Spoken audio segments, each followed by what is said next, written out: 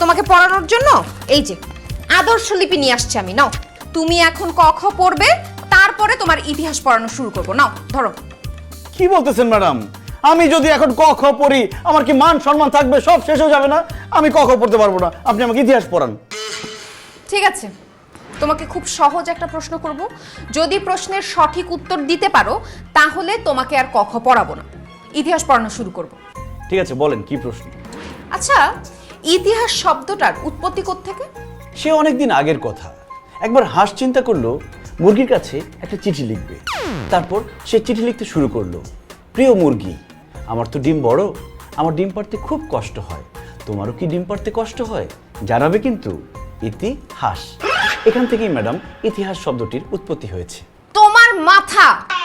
এসব উদ্ভট কথা তোমাকে কে বলছে? হে আল্লাহ, হাঁস মুরগিকে চিঠি লিখতে গিয়ে নাকি ইতিহাস শব্দের